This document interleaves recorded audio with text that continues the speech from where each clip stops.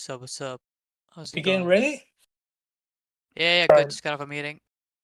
Okay, that's good, bro. Let me start the state right now. Yeah. All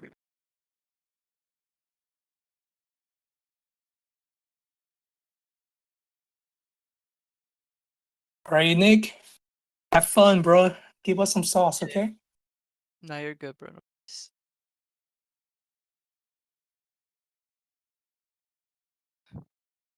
What's going on, guys?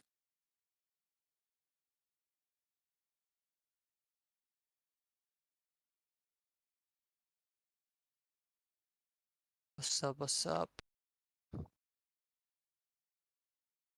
Talk louder. Right, can you guys hear me? Yo, yo, yo. All right, we're good. All right, you guys can go ahead and start asking questions, I guess. I'm not really sure how stages work, but yeah, go on.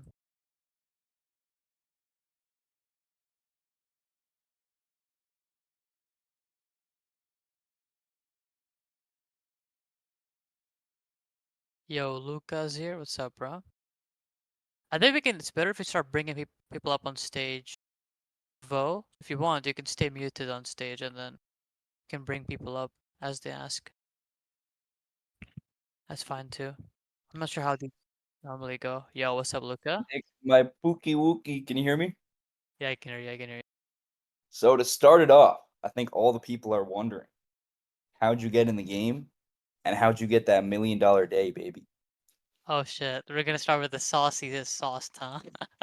Well, you can start with how you got in. Just set the scene. Who are you? What have you done? Why should we care? First Why of should all, they I believe? want to thank my co-host Luca. First of all, no, but surely. Who am I? I mean, I think it was mentioned in the group. Oh, not in the group, in the guest call thing. But yeah, I started college, and I was 17 years old. I dropped out of college. Pretty much had no money to start out. A couple $100 that I made from playing RuneScape, believe it or not. And then, just um, started doing drop shipping and got in about 2 or 3 years, got $2 million in a day. That was during COVID, by the way. If someone's wondering, it's because of I was doing masks, I was doing COVID immunity boosters, supplements, fucking alcohol wipes, you name it. So that's how we started. Yep, we started RuneScape, man. RuneScape, baby, all the way. We started with the first $1,000 was RuneScape, and then, we went up all the way up slowly from there. And actually kind of quit after a while because it got too much to do, and then I just kind of quit for a bit, and I came back. Right now, we're doing about 7 figures a month, multiple 7 figures a month, I would say, across multiple brands and building cool shit. So yeah, that's what it is. And there's a lot of people, there's a lot of people who are putting their hands up, but I can't pull them on stage. I'm not sure if you normally pull people up on stage on guest calls, but it'd be great if we can do that whenever they ask questions. And you can stay in group call as well.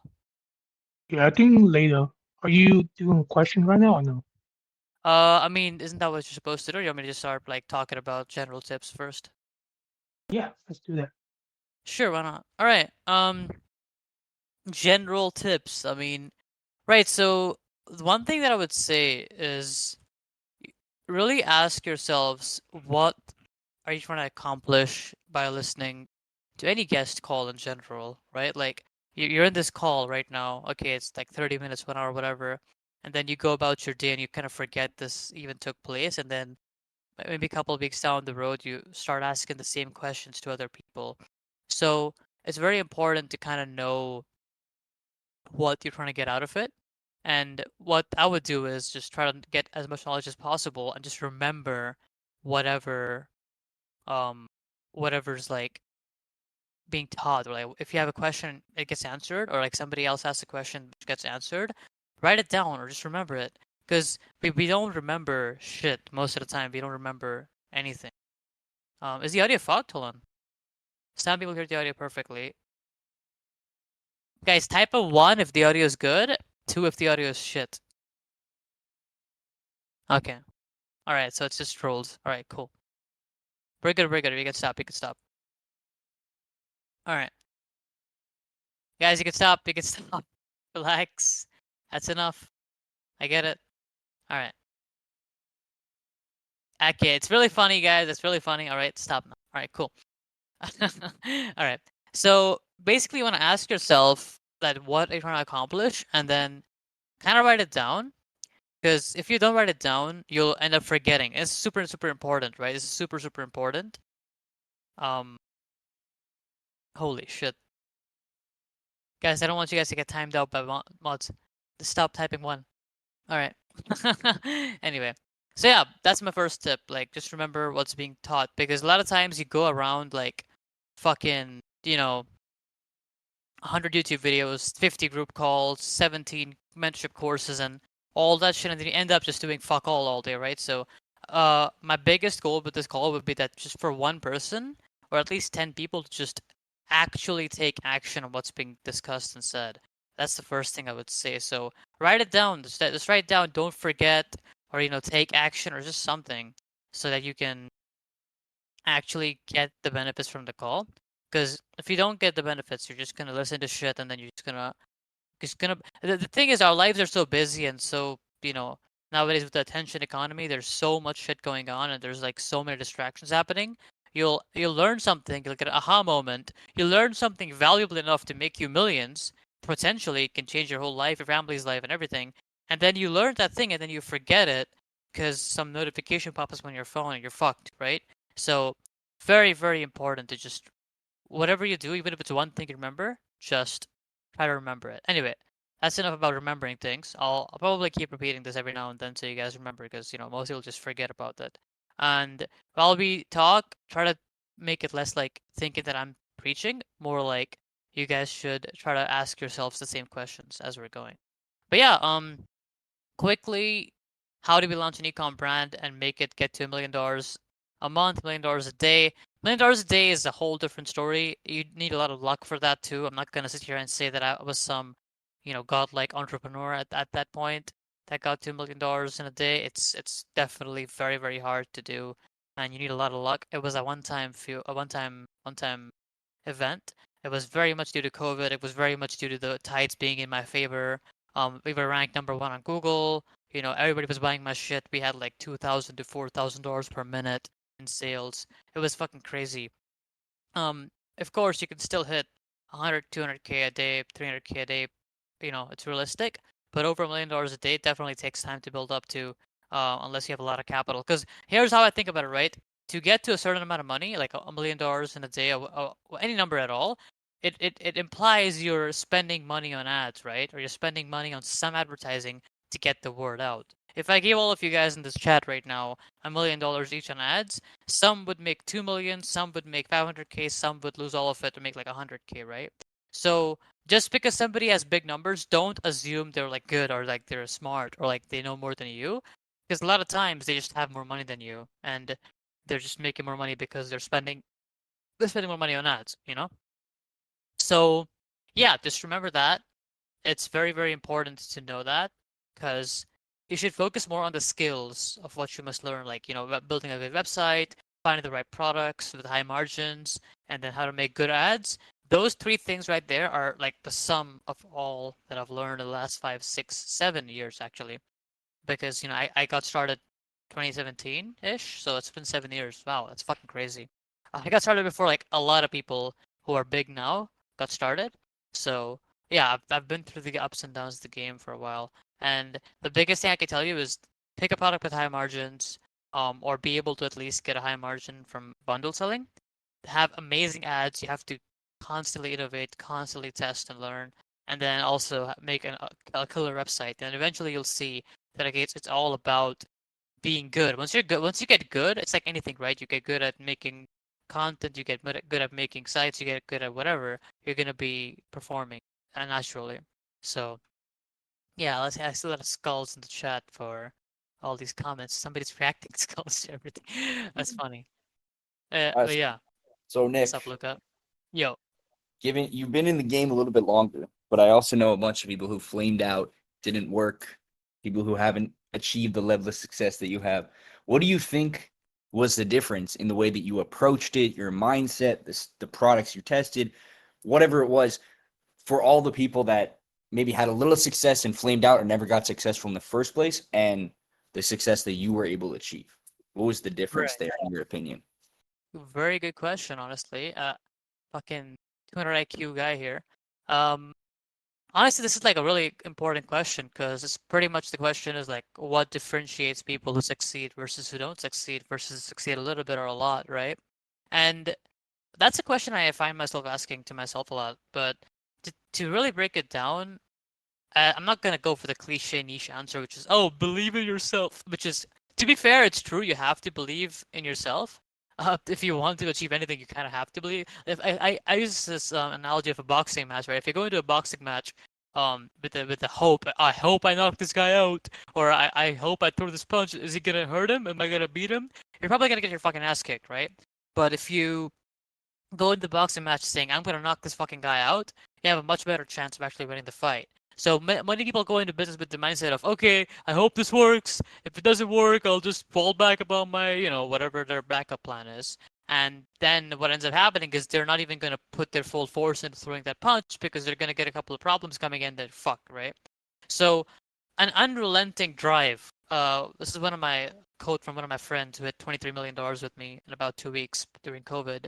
He used to say, I mean, he still says, having an unrelenting belief in yourself. So just no matter what the fuck happens, unwavering was the word, sorry. Having an unwavering belief in yourself is the code.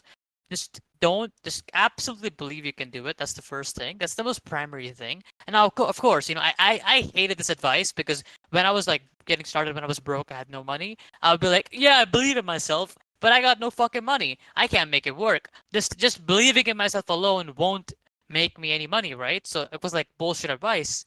But once you believe in yourself, then you can start taking action of actually, getting there. So what I would say the difference with me was I had to, first of all, I had to make it work. I wasn't just doing it for the side as a little side hustle to buy a Lamborghini. I was doing it because I literally had no fucking money for food at one point. Our family was going broke. We had no money. We got pretty close to just losing it all.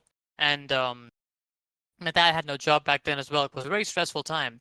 My mom was like setting up like food stalls and shit so we could pay the bills and make ends meet. So at that point, it was very, very rough. So I had to pretty much just work 18 hours a day, drop out of college, and get shit going for myself. So for me, it was no choice. It was life or death. But it's really you have to want it really badly. Because when you want really badly, what happens is you will genuinely give 18, 16, 17, 18 hours a day to learn all the skills you require to get better at whatever you need to do. So if you want to do e-commerce, right? Probably you're gonna fail if you don't. First of all, if you quit, right? So 100 people start out doing e-commerce, right? 70 of them stop after their first failed attempt. 15 of them stop after their second or third failed attempt, and then 5 or 6 of them stay for the next 2 years, and then they stop after that. So consistency. If I had to say one thing, was just keep fucking trying constantly, and not trying like bashing your head in a wall type trying. I mean, you're trying, you're failing, but whenever you fail, you change something. You ask yourself, okay, why did I fail? Where did I fail? You go to bed, you ask yourself, what could I have done better? Was the site bad? Can I ask them for feedback from somewhere? Maybe Paul on the server, maybe this, maybe that, maybe this person, maybe Luca. Somebody, reach out to somebody. There's so many of people right now who are like really, really fucking good, way better than me, way better than anybody that I've known, right? And you can ask people, and they're very generous about giving advice. So ask people stuff, and then constantly iterate, like constantly question yourself. Because here's the bottom line, right? Remember this one fucking line. The market doesn't. I'm gonna let you guys get ready again. Again, the market doesn't know who you are. Okay, listen to this carefully. If the market doesn't know who you are, that means that if you make money or not is completely dependent on what the market sees, which is your product, your site, and your ads. So if you're not making money, don't blame yourself saying I suck or fuck this or this doesn't work. No, it's not you. It's not that it doesn't work. It's just that the market does not like what you're presenting to the market. So there's no fucking, you don't have to go take fucking cold water showers or fucking ice baths now to make it magically work. Just the market doesn't give a fuck what you're selling. So what you need to do is provide the market value. So immediately the entire conversation shifts from do I suck, having self-doubt and being, pissed at yourself, to saying, oh, you know what? the market doesn't like this product. The market doesn't like my ads. The market does not like what I'm giving to it. So it's not me. I can't self-doubt. I can't go in depression because it's not me. It's the product and my offering. So I must work on my product and my offering, and then the market's gonna reward me because the market doesn't know who the billionaires are. The market. I could make a brand, you could make a brand, I could make you the CEO of the brand, and you'd make all the money from the brand. The market does not care who you are or what you've done or if you take an ice bath or not in the morning, right? So that's what I'm trying to say. You have to make sure that we can become valuable to the market, and that's really the skill set. That's what it comes down to. If you're gonna succeed or not, if you're gonna win or not, is gonna come down to can you add value to the market with, providing a good product, having a good site, making good ads. Can you do those things? If you can't, then you better start figuring out how to make, find high margin products, how to find, good ads, how to make good sites. And again, all that is really, really easy to find. Like you can literally go on ad library to get ads. Everything's free. Literally everything's fucking free right now. Back in the day, 2017, I had to do everything on my own. I had to go on. There was no chat GPT for copywriting. There was no Facebook ad library. I mean, I suppose there was, but nobody. It wasn't as advanced as it is now. And there was literally nobody. There were none of these Discord calls I could just get into. Like right now, if I'm a beginner and I'm on this Discord call, I can learn from people like Luca, myself, Paul Han, all these guys who are in the server. Amazing, amazing guys who are really good at what to do. You can literally just be in these calls and learn so much shit. This wasn't there 5, 6 years ago. I had to literally sit there and fucking bash my head against the wall to figure out these things, or pay like some guy $100 for like a consulting call. I remember back in the day paying Sebastian Giorgio, YouTuber now. He's a really close friend of mine from the first day, paying him $100 to learn about ads and stuff because my ads fucking suck.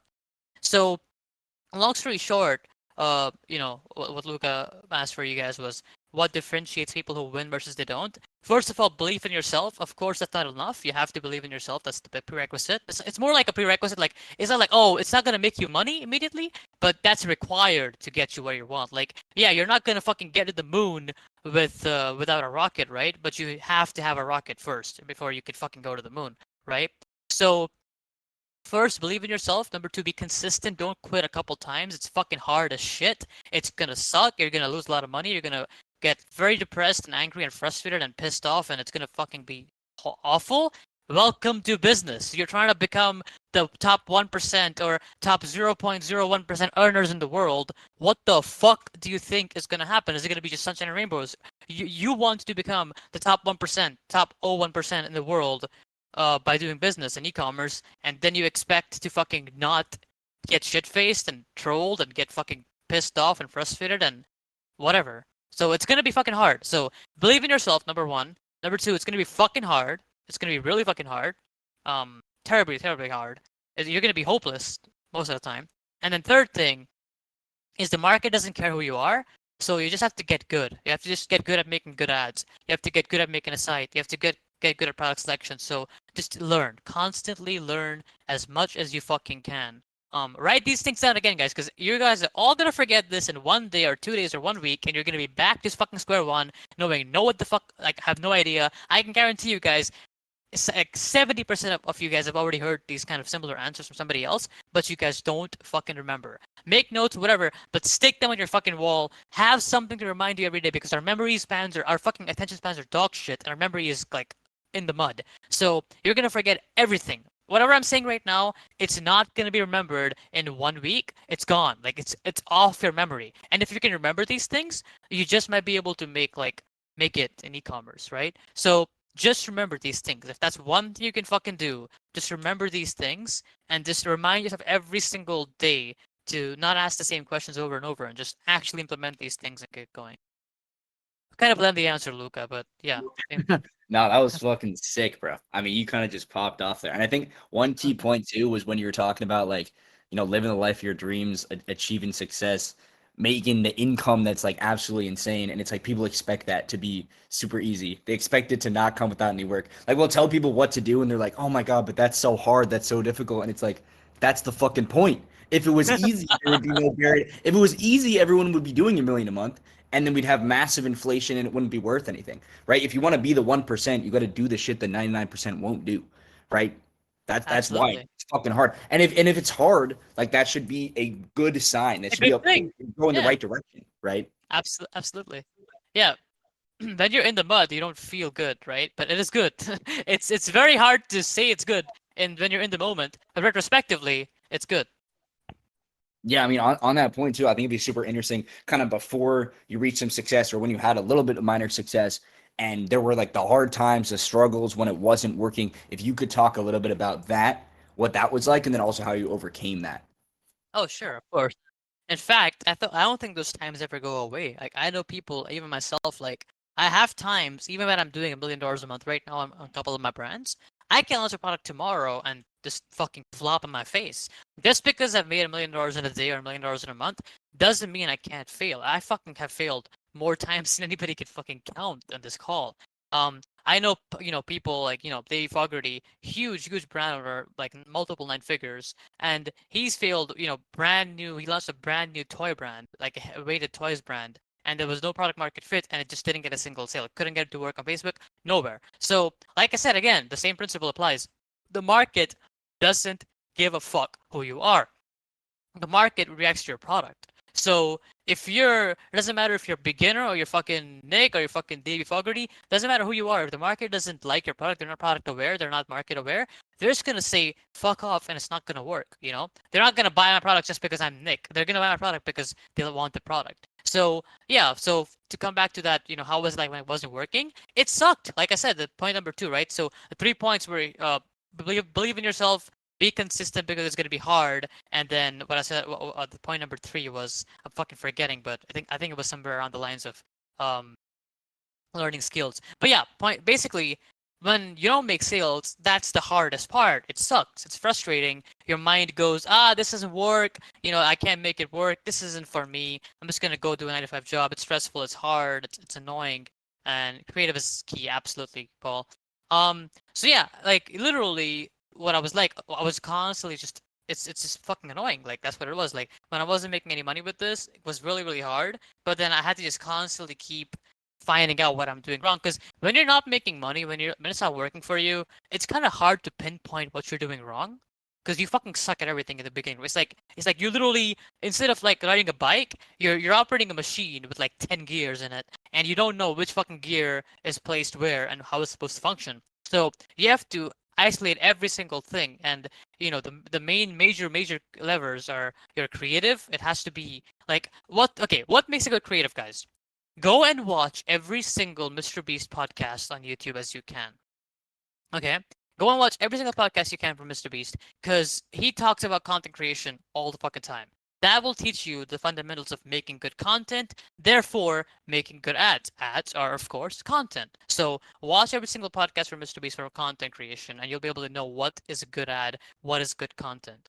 Next thing is, of course, going to be consistently testing shit. So yeah, Luca, you were saying that how it felt when it wasn't working. It was frustrating as fuck, but I kind of knew that it was gonna be hard because obviously, like I said earlier, like it's gonna be fucking hard because you're going for the top of the top, the tippy top of the fucking wealth pyramid. So if you're making 56K a year, you're basically making the average American salary. If you're making more than 100K, you're making top 10%. If you're making 400K a year or 500K a year, you're at top 1%. Like, and 500K a year is not even that hard when you have like a nice eCom brand. Like right now on one of my brands, we're making about like close to 3 million a year profit. And that's like it took a while. So if you're gonna be ambitious enough to get to 0.001% of wealth, it's gonna be fucking hard as it should, like Lucas said. So yeah, pretty much what changed was just me learning. When it's not working for you, you have to just constantly keep learning because if it's not working, means you suck at something, your creative, your site, or your product selection, and then all you have to do is just get good at those things. And once again, remember these things. You have to remember to get good at creative. You have to remember. I'm pretty sure Paul has talked about creative like 1,000 times in his Discord, and people still fucking ask what's like important. Like just literally write it down. Write whatever advice you find interesting. Write it the fuck down. Like don't just think, oh, creative is important, and then next day, why is it fucking go work on it? What does it mean if it's important? What are the good hooks? What is good content? What are good call to actions? Did you watch every single Mr. Beast fucking video? Like not for interviews or podcasts or whatever. So yeah, like you're gonna ask these questions and forget, and then come back a fucking week later and ask the same fucking question. So please write it down. Write it down. Everything you're listening to, write it down, and also write down that you fucking wrote it down, because you're gonna forget that you wrote it down. You're gonna forget that you wrote it down. So write these things down and just keep every single day. Wake up in the morning, first thing, shove the notes in your face and like watch them, and then structure your day instead of asking questions. Implement on the advice you got the answers for. Anyway. Yeah, definitely agree, especially on that part about structuring your day, writing down that you took the notes because you'll definitely forget. Because I think, to be honest, most people here they're probably not hearing anything that's incredibly too different that they never heard, but you just need to be reminded until you actually take the action, and then it kind of sinks in, right? In terms of structuring your day, what did you do? How did you have like a morning routine? Did you have monk mode? Did you structure your day any differently as you were, starting out to then when you started to see some success? What did that look like? Honestly, dude, I'm the worst guy to ask for this because I had legit no fucking structure in my day at all. It was horrendous. I would wake up at 5 p.m. I would wake up at 10 p.m. I would wake up at fucking 4 a.m. in the morning. It was absurd. I would not recommend that. For me, it just worked because I had like, polyphasic sleep pattern where like sleep 3 hours, 4 hours, wake up, sleep 3 hours, 4 hours, wake up. But I don't really have any structure. I just woke up, worked, went to bed. I just woke up in the morning, 7, 8, 9, got on my PC, worked till I was fucking dead tired till 12 and went to bed. There was no structure to my day. It was just wake up, try to make money, go to bed for the first few years of doing it. Um, and that's pretty much what got me there at the beginning because that's it. Like, what else is there to do? Wake up, work, go to bed. Of course, you could add a meditation, workout, and all the other things, but routine-wise, nah, probably Paul is a better example for routine because he actually has like, deep work and all these other things. But for me, it was just wake up in the morning, work, and go to bed at night. That was it. Oh, so you were pretty locked in. Like, were you traveling, partying, girls, friends, or was it Nothing. Nothing. Zero. okay? I was Focus. I mean, millionaire that living makes in my sense. That mom's would work then. basement. Living with my parents. I don't own a single car. I don't own a. I mean, I own a couple houses, I guess, but that's like that's like real estate, so who cares? But I don't own any possessions. I have a broken ass chair, like literally torn up. Like the fucking little handles are cracking. I have one bed, which I would like one bedroom, like literally like one. My room is empty as fuck. Like I legitimately sleep on a mattress and a broken ass chair and a piano that I barely play. And yeah, my table's also kind of broken, to be honest. I have to get a new table. Um, so yeah, pretty minimal. Honestly, sub minimal. Honestly, like this, almost like a brokey. Like if somebody looked at me in real life, they wouldn't be able to tell what I'm doing. And that's how I like to keep it because I'm in India. So if people find out what I'm doing, might get kidnapped and shit. So So then, if it's not really about, it doesn't seem like you're really a materialistic person. Because I think a lot I'm of not at people all. they would have bought the Lambo, they would have been flexing, get the PJs, whatever. So then, what is really driving you to continue running businesses, making money? Right. So for me, the drive has never been flashy shit. Like it's never been flashy. I don't give a fuck. I've always been thinking about, launching huge companies. I always wanted to build a big brand. So right now, I recently got an R&D team, spent about multiple six figures hiring a R&D team, to like research and development for VR technology and, better headsets and what can we do in the scope of wireless VR and AR. So that's exciting. That's exciting work. And I could spend a Lamborghini on that, and I wouldn't give a shit because I don't need to fucking flex it on in front of people. I'm not saying it's bad to buy a nice car. It's nice to have a nice car if people want to have it. But me personally, the moment nice cars became obsolete for me is because my end goal, and I don't deserve any praise for this because I haven't done shit. But my end goal is obviously to make VR headsets, VR games, and launch rockets. So for me, a car is just like a piece of metal on a planet, like really, that's really what it is for me. Um, when you can build rockets, which are like you can fit like 500 Lamborghinis in a rocket ship if you build like a nice big spaceship, whatever. So who fucking cares about a little Lamborghini when it'll take me like multiple nine figures to invest in making a rocket ship. So who fucking cares about, it almost feels embarrassing for me to flex a Lamborghini. Very short-sighted. Um, so yeah, for me, it's never been a drive. And I think it changed a lot when I hit my $1 million in a day. Because when you hit $1 million in a day, a lot of the things about the world kind of break. You feel very embarrassed, flexing like cars and shit. Because you've done $1 million in a day. Who cares? You've done three Lamborghinis in one day. So what am I gonna flex? One like 4 hours of my day. So yeah, it changes a lot. Your priorities, your mindset shifts a lot. I would say I'm incredibly blessed that I got to hit that at age 20, bro. I was 20 years old when I had my $1 million day. Like I know very few people who are like done $1 million at all in a day, and at age 20, that was like a blessing and a half. So that definitely shifted a lot about my mindset. I became very very humble. I became very down to earth. I mean, I've always been like I haven't ever had an ego. I'm super down to humble like earth still. But that's kind of what changed it for me. I did stop giving a shit. Because here's the thing, right, Luca? When I hit $1 million in a day, and guys, I realized everybody that I looked up to was a dumbass because I'm a dumbass. So I was like, oh, there wasn't any secret sauce required to get to this $1 million in a day. I just did the basics really well and I got there, right? And I had all these people hitting me up from the government and I had all these fucking investors hitting me up and I was like, oh, wow. So it's just about everybody's fucking dumb. Like nobody's really smart. People think, oh, I mean, people are smart, I guess, but like just because you make a lot of money doesn't mean you're smart, right? That's why never look up to somebody because they made a lot of money. Like you can do the same exact thing. You know, there was this startup brand called Bird Scooters that got to $1 billion valuation, fastest company in history to go to $1 billion, and now they're literally bankrupt. So just because people have a lot of money doesn't mean they're smart or their opinion matters more than your own. A lot of times I could be wrong in this fucking call, right? Many people can be wrong all the time. So yeah, my perspective shifted. But what drives me, dude? Just you know, innovation, just making better products, making it's just fun. It's just fun to build new shit, like just creating stuff, inventing stuff. Inventions is the word. I love inventing shit. Even back when I was like broke and in college and starting out, I had a whole little notebook of apps that I wanted to build or like apps that could be built, which have become the apps nowadays. I had an application idea for Uber before Uber even came to. I had an application idea for like not exactly same as Uber, but like similar, like a taxi service on your phone. I had an application idea for like portable doctors and Uber Eats and all that shit. All these different things I had ideas for. So I love inventing stuff, and it's just really, really fun for me.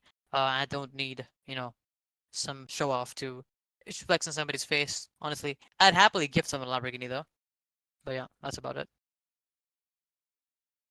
Oh damn, that's crazy. Seems like you've been more of a startup guy, ideas guy, inventor than drop shipping and ecom kind of guy. Yeah, dropship was just like a start, you know? I had no idea what else to fucking do to make money in the beginning, so I had to do something to get the money in. Um, yeah, absolutely. So have you always had that in mind? Like I want to do the rockets. I want to do like some VR technology stuff. Yeah, From so actually, I'll tell you about the rockets was when I was 7 years old. I read the encyclopedia, and it was very fascinating to see how the planets function. And I got really sad when I saw the sun's gonna blow up in like a billion trillion years, whatever. So I was like, huh, I wonder if we can escape the planet by then. And then, as I grew up, I was very fascinated by space, stars, everything. I think everybody is, not just me. I think everybody is fascinated by space and just looking outside the universe. It's really fascinating to see what's going on. So yeah, I think everybody has an inherent desire. If they were given the choice, they would love to do it too. That's where the whole thing about rockets came through the encyclopedia. And then VR technology was, I think when I was 15, or no, I was like 13 or something. I I was just like in this massive, massive, giant field, open field in the dark, and I was listening to some great music, and I was like, huh, it would be so super cool if I could just battle like a huge boss monster or something in real life, like the movies or something, or like some fucking anime, and it would be crazy. I feel like it would be a crazy experience. And then VR came into play. I was like, oh, this could happen. One day I could make a little boss fight where you are literally levitating rocks and shit. I think that's the coolest thing ever. I feel like so.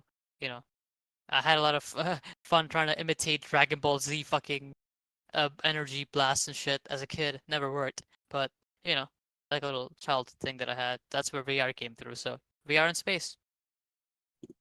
Yeah, that's sick. How do you plan to make that transition from ecom to VR and then rockets? Like, what does that path look like? I don't think there needs to be a transition. I mean, I already have teams built in place that are capable of operating on their own without my intervention. So I can just kind of run these on the side for fun, help a couple of friends build huge brands. I have a couple of partnerships coming up, supplements and stuff like that on the side.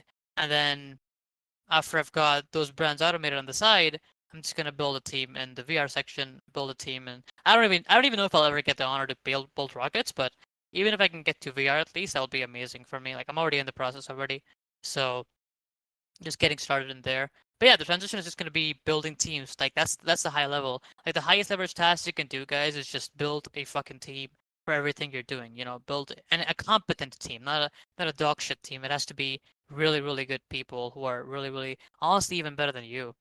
So yeah, I'm gonna go to my people to ask questions. Yeah, sure, Vu, you can do that. You can start bringing people up on stage soon. I think we've yapped a lot. Am I right, Luca? Yeah, you I got did that well. word from you. Oh, bro, that was hilarious. The Yap City. Holy shit. Yeah, hey But yeah, guys, hope you're doing good.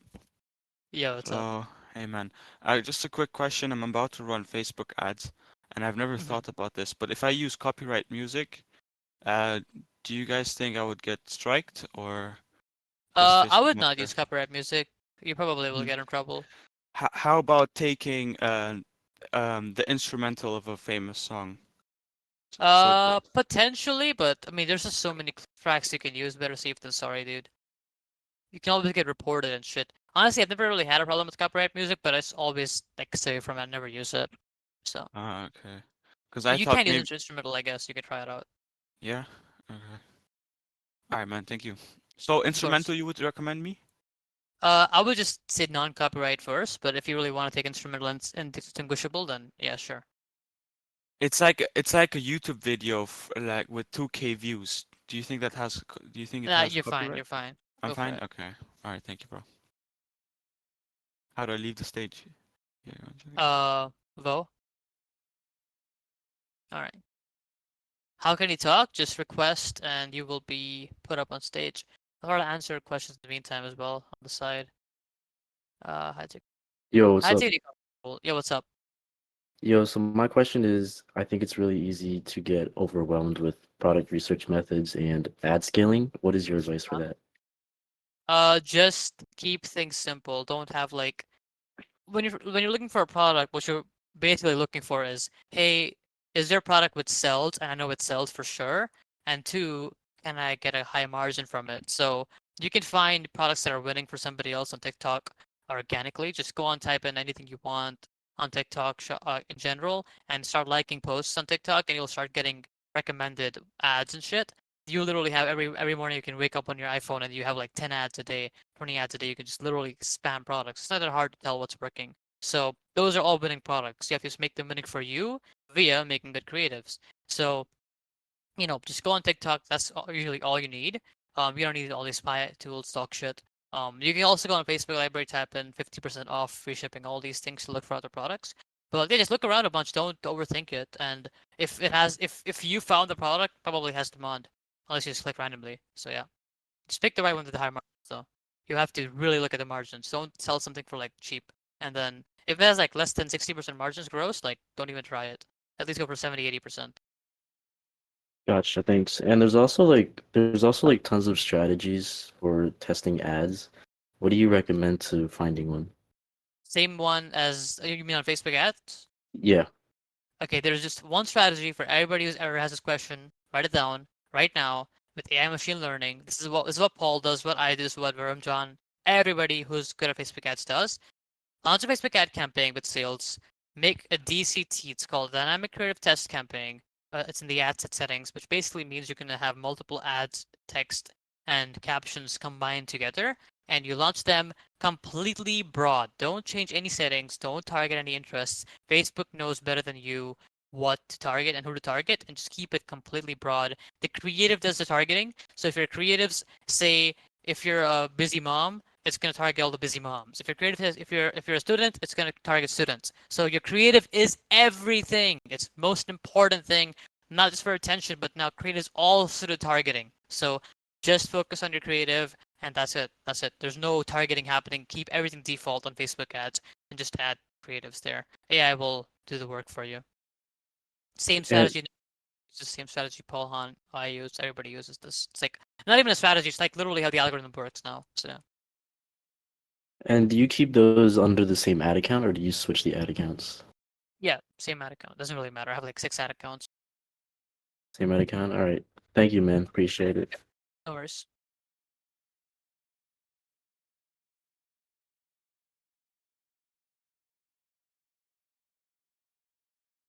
Hello? Yo, what's up, Nick? What's up, Nick? How you doing? Good, good, good. For sure, for sure. So I guess to get to it, I'm solely on TikTok. Been doing that for like about 8 months and everything. When it comes to, I guess I've been seeing a lot of people talk about Facebook and seeing a lot of success on that, and I'm yet to even try it. So when moving to Facebook, what are some like key things that you would recommend besides, like, you need the DCT cam, $50 budget, some stuff like that. What are some like key components when it comes to creatives that are like pretty different when it comes to TikTok and Facebook? That makes sense. Yeah, so basically, what's the difference between creators on TikTok and Facebook? Like difference? Yeah, basically. I mean, just try everything. TikTok creators usually have like the POV ones, the cringe ones. They work. They work on Facebook too.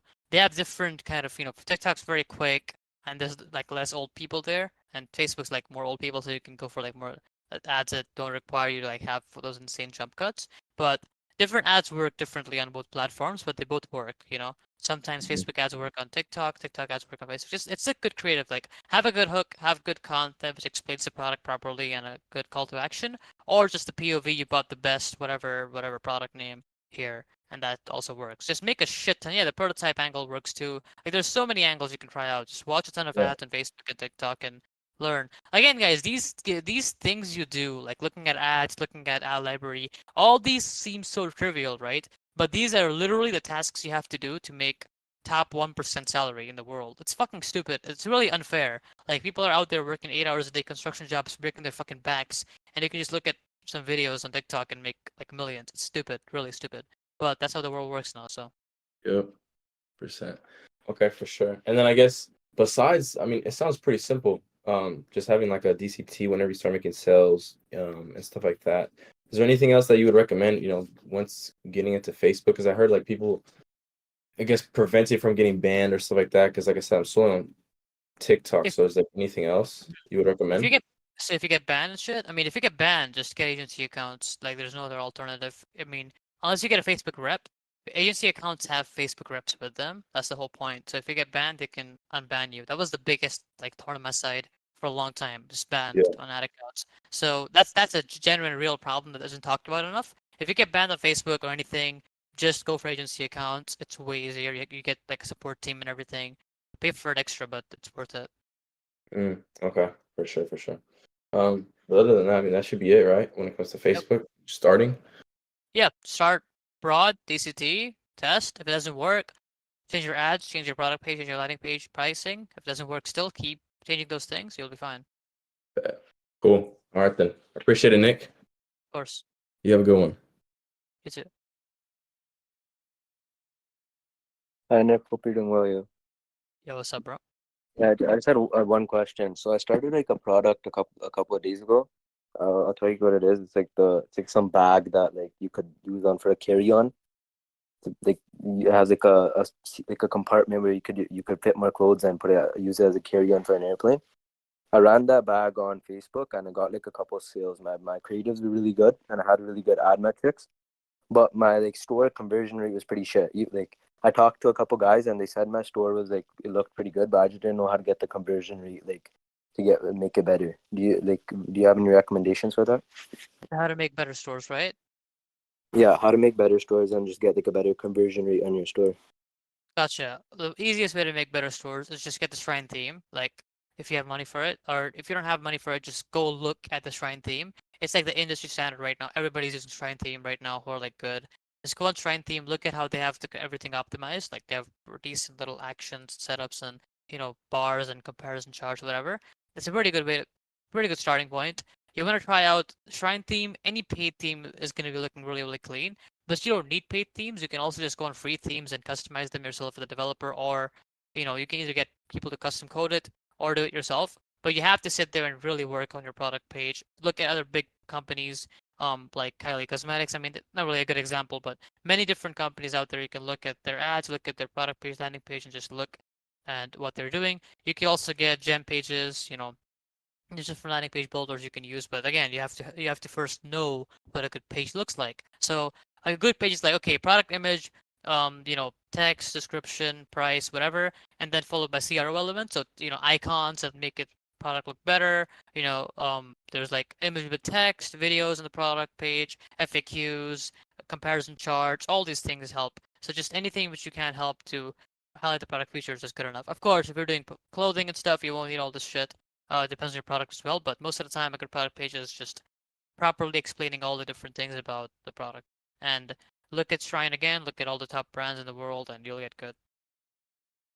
Gotcha. I just had one more question. And Yeah. when do you know when to cut like a test campaign? Because my campaign had like pretty good metrics. I had like 60 cent CPC, and I was having a pretty like good ROAS and like everything, but it was just like my store conversion rate. When do you know when to like start like turn off an ad?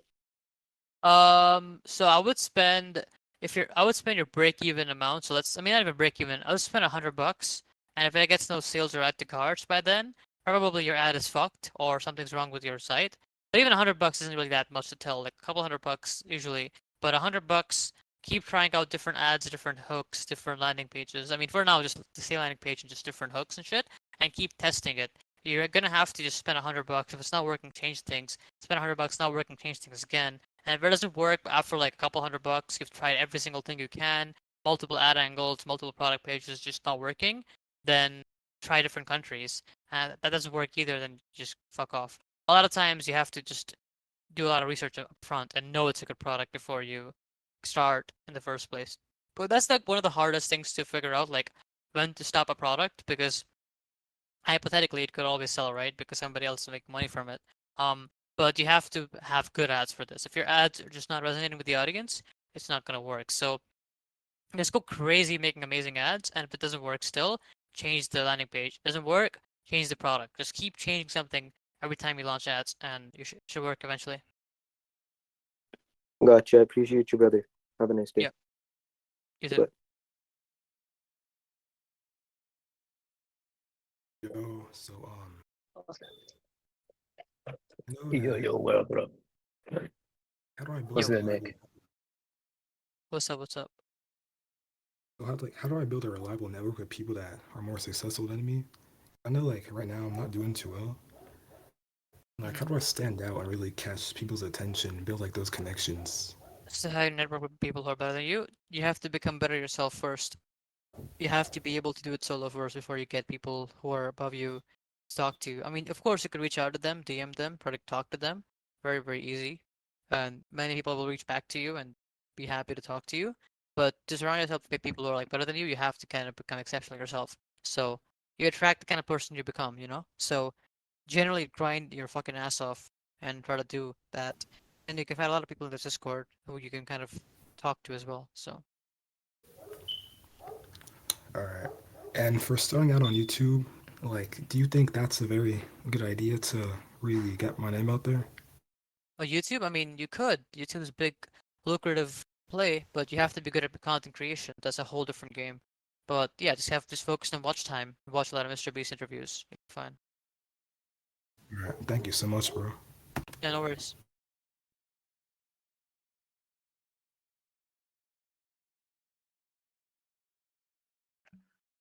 Hi. Yo,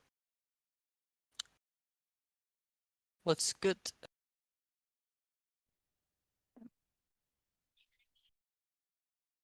Is he silent for you as well? Yeah, he is. David, it might be an issue with your mic, brother. But somebody said hi and they got booted. I feel Yeah. bad. And now the dude is muted. He can't talk. Bro, I think Will Tank joined and he got kicked out after saying hi. That's so unfortunate. Yeah, bring him on.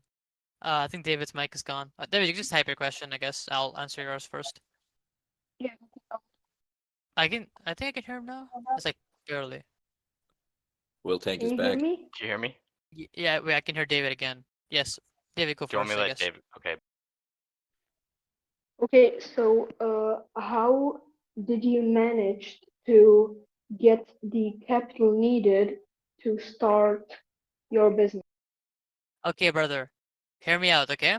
I sold RuneScape Gold on RuneScape 3, for like months. So that's probably not a viable option to do now, but I just collected money pretty much from doing stupid shit. I was 14 years old playing a fucking video game, MMORPG. So I just sold gold in that game to make the initial couple $100. Um, but you could just, get a job, sell like a couple of things online, do a little bit of, freelance work, get a couple $100. Um, that's pretty much the first couple hundred could be the hardest, but nowadays you can just sell a PDF file to somebody or just whatever you can, just help somebody with sell your time, manual labor, go on Upwork or like freelance for somebody, make them designs or anything. AI allows you to do so many things right now. Like get good at ChatGPT, get good at something else. You have to sell your time in the very beginning, and then yeah, you have to be able to make your first couple $100 that way.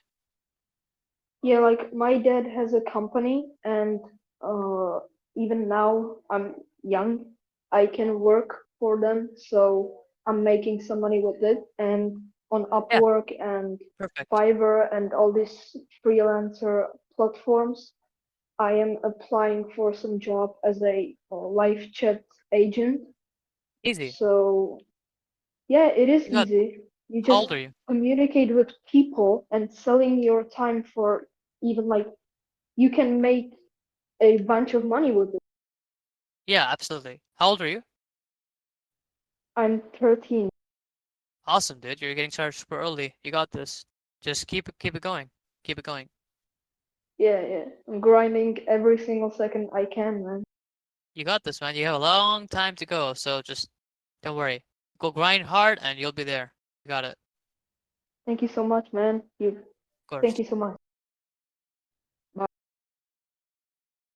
All right, Will. Hey, Your can you hear cue. me? Yeah. Okay, so I have I do TikTok or I do organic marketing in general. I don't do ads, but Uh-huh. I have like probably 250 million views in total across everything, but I've only got like a little over 30K in sales and like 50% margins.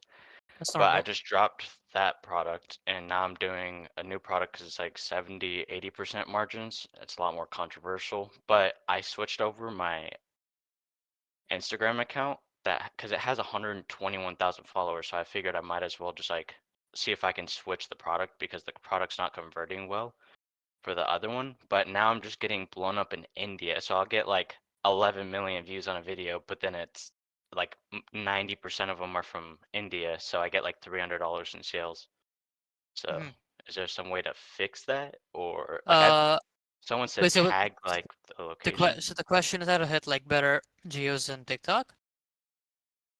Well, it's on Instagram. I have a account that has 120,000 followers, but a lot of Indians are seeing it and they don't have the money to Yeah. afford it. So I mean, I it don't is know, kind of like, inevitable. It is kind of inevitable to get your videos viral. Sometimes they'll go viral in different countries. Are you like making it look like it's more appealing to Indians, or just like have it has super wide no, range? there's no, yeah, I mean, it appeals to everybody. Like, when it goes viral on TikTok, it's going viral to like Australia, Germany, and US, and I'm getting like $1,000 per million views, which is good, but Hmm. on Instagram, getting $300 for 11 million views is stupid. Yeah, it's disgusting. I mean, like 30-40% of Mr. Beast's fucking viewers are also Indians. It's kind of funny. He gets fucked on CPM there too. Kind of inevitable here. But I mean, Luca, what do you have to say about this? Luca's the organic king. I would say you should be a creator instead of doing dropshipping because dropshipping just does not convert nearly as well. 250 million views to 30K is crazy. I know people that have done 30K with 3 million views, and that's 30K commission, so profit, not revenue. So Yeah, I if I think do this it's for the more full the 3 years, that'd be crazy to just stop dropshipping after. well, it's not really that because you're transitioning to using the same skills, right? It's like if I told you if you're dropshipping right now and I'm like stop dropshipping to go start an eCom brand, right? And you're like, oh, that's crazy, but I've been dropshipping for so long. It's like the next progression, What right? about personal branding? Would that be better? Like try selling my skill as like for Why don't going you? viral and helping people What go what viral or no? what Well, have you tried that's being a running creator. ads? Like, bro, have you run ads before? I have a mentor and he said some sauce on me, but my product's also like it's too controversial because it has like the it's like dice and the last dice has like a sex possession that says sexy time, so that's why it's super controversial and it goes super viral. But Yeah, so people you are have to. tagging like their boyfriend and girlfriend. Yeah, you have to finalize your end goal here. Like, either are you trying to make content for the sake of making content and make a little bit of sales, because we're going the organic route. Like Lucas said, it's better to be a like creator and do commissions, or if you're trying to make your own brand, then of course have that as one of your strategies, and then also start doing your product on ads. If you can run ads, find a different product, but you have to have an end goal here. Because right now I don't see an end goal here. You're just kind of spazzing around, which is fine. You're figuring it out, but Mhm. you have to have an end goal here, because the end goal either has to be, okay, you're gonna become a big creator or you're gonna become a big brand. Those are two ways you can go. Just making Yeah. organic videos and getting Indian viewers and getting disgusting low conversion rates won't really be sustainable for a long time. You need to make 100K, it doesn't matter. Like, if it's a way to get capital initially, sure, but then you have to use that capital to do something else. Either become a creator or launch a brand or run ads or whatever what have you. So just make up your mind for that and pick something. Right. Like Of course. Still thinking pretty much.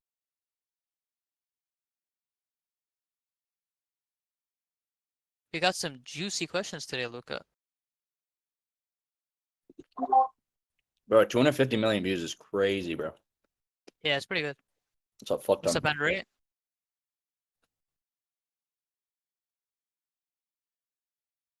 Oh, what's up, brother? I think your mic isn't working.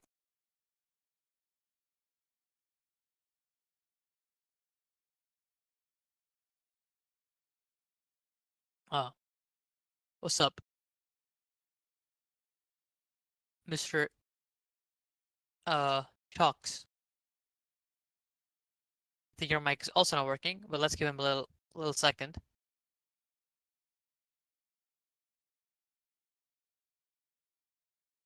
Oh no. Fuck. Oh shit.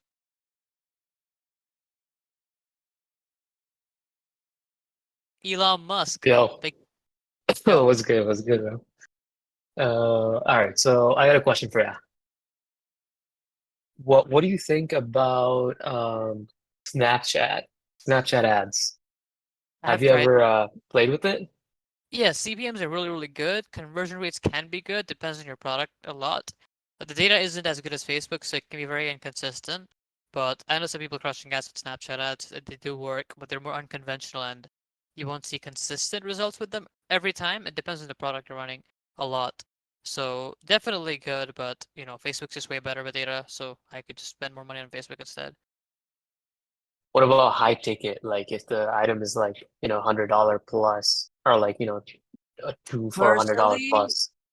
Personally, I've never tried high ticket Snapchat ads. My products have been like $80 per Snapchat ads, and they work really well. I'm not sure how that would convert. Honestly, I don't think that would work, but it could work. Honestly, it's like an experiment. It's like more of an experimental area. Instead of doing that, you could also just start with Facebook and make that work first, because they're more supplement channels. Data is Yeah, I more mean it's prevalent. working on Facebook, Yeah, I mean, then just focus but on scaling I'm Facebook. pretty sure you've heard about what's going on with Meta, right? Like everyone's getting kind of fucked because their system is glitchy or something at the moment. People who are dog shit are getting fucked, as they always have, and they always will. I have multiple brands running $1 million a month profit. Does not matter at all. Just run it. Millions of revenue, sorry, not profit. Just, So you're having no hiccups. of course it's hiccups, but that's not a big deal. Just even if Meta is shit because elections are happening or whatever, it doesn't matter. You can still make millions. People are just mad because they're not making as much money as they were making before. If you're good, it doesn't matter. Just test more ads. You'll be fine. Got it. Okay, yeah. Also, I wanted to ask you on behalf of all the Indian viewers that are watching right now, and they ask this question a lot, which is when they start dropshipping from India, how do they do the bank situation? Oh, dropshipping from India is hard mode. You have to get Stripe, and Stripe is the only way you have pretty much in the beginning. Get like Mm. a international trade number thingy from the government. Pretty easy to do. You just need your Aadhaar card or whatever, your ID card, and your PAN number. You should be able to be fine. Not that hard, but Is it that used to be way basically what harder. you're doing, right? No, I'm not. I have US-based companies. You can do that too. That's the second Oh, solution. okay. But back in the day, it was really rough for me because there was no Stripe and there was only PayPal. So I was literally kind of like 0.10% conversion rates, and I was somehow profitable because it was so fucking disgusting hard back then. Oh boy, it was rough. But then I found U.S. business partners who were kind enough to help me use Shopify Payments. So you can find partners or make your own company or use Stripe now. It's like it's so much easier now. It's so much fucking easier than before. It's disgusting. But yeah. You can move to Dubai, bro. You can like live free and Yeah, not Dubai, fucking have Dubai's to cool. worry about getting kidnapped. Nah, it's all good. I'm not getting kidnapped if nobody knows who I am. True, true. All right, thanks, bro. Yep. Peace.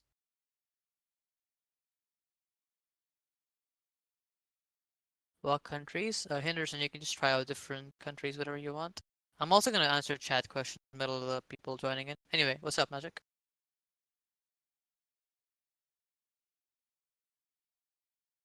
Let him unmute his mic for a second. No, we can't hear you. Unmute your mic if you can. Check in Discord settings. We'll give you a little second here. Yeah. Yeah, what's up? Alright, yeah. I've got a couple of questions. So I just want to first ask because I don't think anybody's asked this, and a lot of people don't talk about this for some reason. They just like to ignore this. But like in terms of the back end, like your systems and stuff like that. And what I mean by that is like, obviously, you know, you have like a lot of like documents and stuff for instance, like customer support. Like you already had that all probably written down, ready to go. And there's obviously like other documents that you use for other stuff. How important is that for your like just all of your, I guess, all of your drop shipping or whatever brands, and like how long did it take you to make all of them? All of what? Like your systems, like your backend systems. Like I'm talking about like all the Oh. documents that you use and stuff like that for. Oh, you mean SOPs? Yeah, sorry, I forgot the word SOPs. That's what I mean. So I don't really use SOPs. Yeah, crazy, right? I kind of just hand pick my team, train them over a week because I don't want like subpar people or like people who just learn from like a couple of recorded videos. All that's more efficient, but I have a very lean team of like 5 people, 2 people on creative. I have a 25 people team on suppliers, but that's like already hired. I don't have to do shit. And I have a team of 135 Venezuelans. So those guys I use Venice. I mean, the Venice I have to use SOPs for that. But my main core team is the C-suite. I just train them manually by hand. I flew out my creative guy last week to teach him about creatives for like a whole week training, like a boot camp type shit. So, helping with, it helps a lot to pick the best players. Honestly, your friends or your cousins or anybody who you know close who's like smart, you can kind of coach them and make them like a head of creative or head of marketing or something.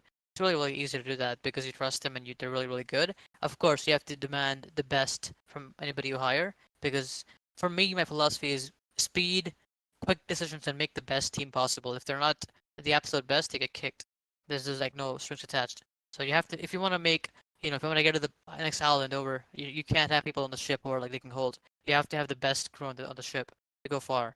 So sometimes you have to like put people away just because they're not just the best. And it's not that hard to be the best of the best. Just fucking genuinely try hard. And that's it. So yeah, I just focus on hiring people who are like I know already or like who are like really proven to be good and teach them like by hand and have them manage people under them who don't really need help. And for people that don't have those people in real life that you can obviously depend on to hire, I what would is just your take hiring process? I would just take somebody who's capable of being coachable. So from Upwork or on jobs at PH, somewhere like you can hire people. Like there's many places to hire people or people you find online and just train them for like a week. Duplicate your brain into their brain for whatever sector. So if you wanted to be your ad strategist, teach them everything you know about ads. Of course, you have to be really, really good yourself first. You have to watch. Like for me, the reason I can coach people to make ads for me is because I've watched every single Mr. Beast fucking interview. I'm close with the Mr. Beast fucking team and shit, so I've got a lot of insight from them, and I'm able to like talk to people about creatives and content. So you have to be good yourself first, then teach others. So yeah. That's fair. And just real quick, like, what's your opinion on like the amount of hours that you actually put into the whole like drop shipping thing? Because there was some guy earlier in the chat that was saying, you're gonna fail if you put in like 3 or 4 hours per day, but like that's not even realistic. And obviously I know that you've put in a lot more hours per day, but like what is your opinion on you know, the stuff that you do within those hours, At the compared to beginning like how stage, much. right? The hours you put in and the things you do in those hours matter more than the hours you put in. Of course, ideally you should put in every single waking hour of the day, and every single waking hour of the day should go into important high leverage activities. So in the Yeah. beginning, the highest leverage activity. So the highest leverage activity is going to change at every step of the way. So in the beginning, the highest level activity is just learning from YouTube videos and making sites, making good ads, and finding good products. Eventually, the leverage activities are going to become handling your team, and then at the highest level, you're just going to become handling your C-suite. And even higher than that, you just have nobody like you're handling, just running automatic. So in the very beginning, just give as many hours as possible to make it work. Once you make it work, it gets pretty boring. I'm not gonna lie. Because once you make it work, you have an operations guy, a marketing guy, a creative strategist, and all these things in place. You kind of have nothing to fucking do.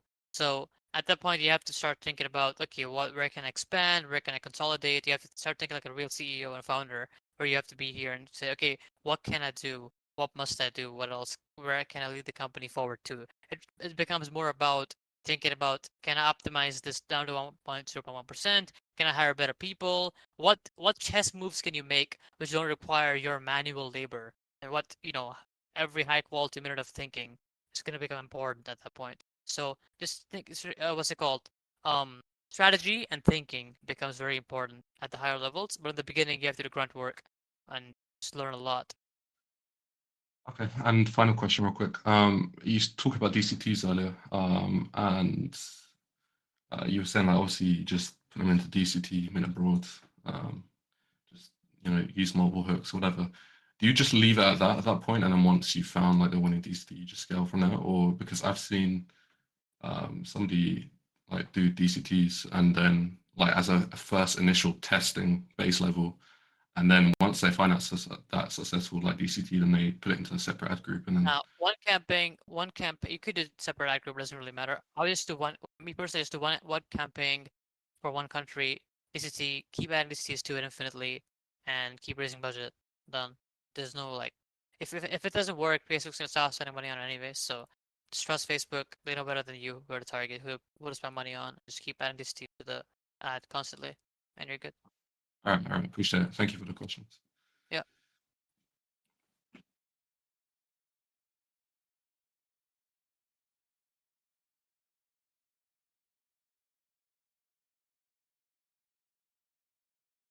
Hmm.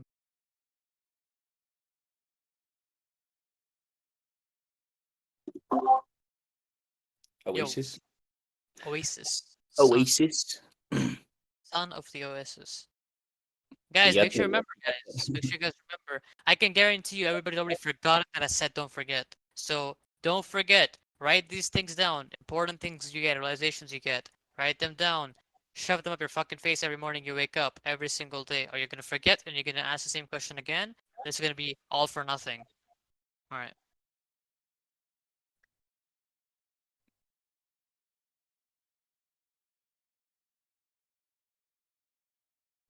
Oasis.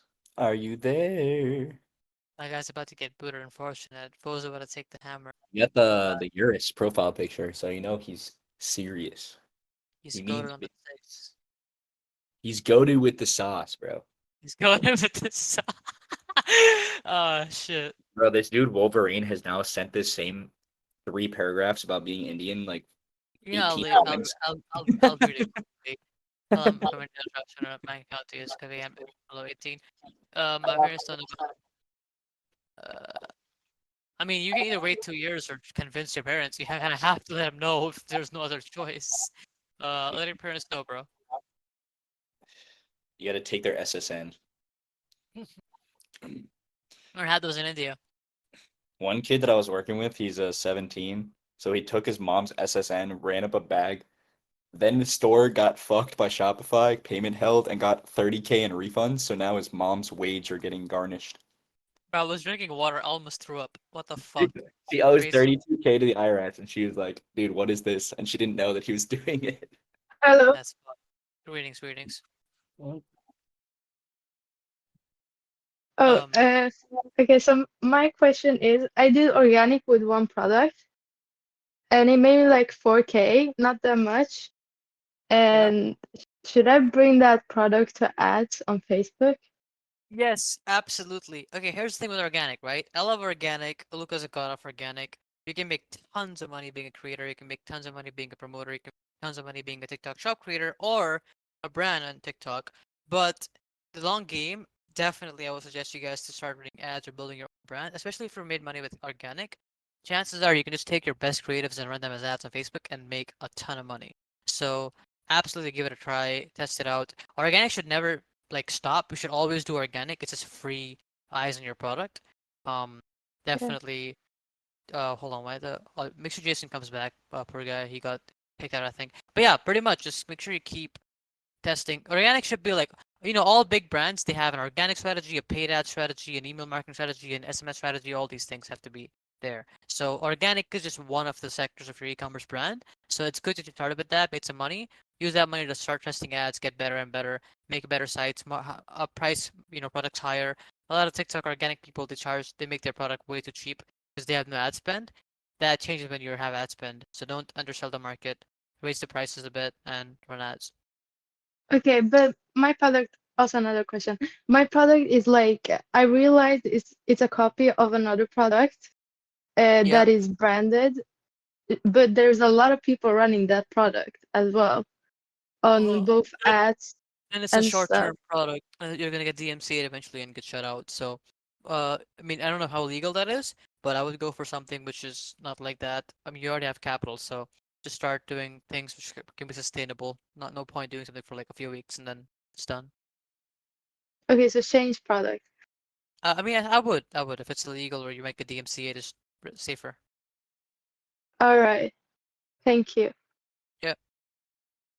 Long-term thinking, guys. Long-term thinking. Remember that as well. Again, just remember these. I'm gonna keep saying this to you guys every fucking 10 minutes. I don't give a shit. Remember these things. You're gonna forget everything I talked about today. Everything's gonna be fucking gone from memory in 2 days. Gone. So just fucking write it down and remember. Yeah, what's up, Nick? Yeah, what's good? What does your market research look like when you find a product? First I go on TikTok, I find what's trending, look at anything with high views, preferably over 50 million, 100 million. See it's working, go on Facebook Ad Library, see if there's any other brands doing it, which countries they're doing it in. Extensively research go on Google Trends, go on Google, Amazon, everywhere. Doesn't really matter at that point. If I see a product that's doing good, has a lot of views and has high margins, I will just run it and make really, really good ads for it and usually make it work. And that's it. There's no extensive research after that. I mean, I'll look if there's demand for it, of course, and then I have to make sure that it's a large TAM product. So TAM basically means a lot of people can buy it. Like everybody in the world wants it or like needs it or can use it, regardless of gender, age, and whatever. Is it the same thing for like marketing angles as well? Like, how do you find those within the research? Marketing angles, I mean, you could Yeah. go and just look at different ads and write down what angle they used and then try to replicate that winning ad angle for your product. It works pretty well. A lot of them are just pretty simple.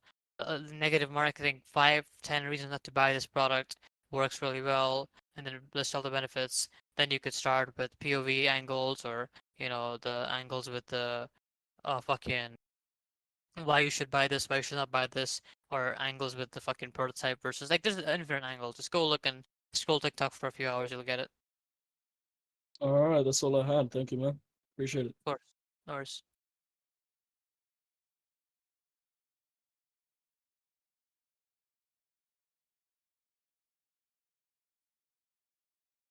Right. Hello, hello, Hello. hello. Do you hear me? Yo, what's good? Welcome back. Finally. Yeah, Yeah, welcome yeah. back. Hey, Nick. Hey, Luca.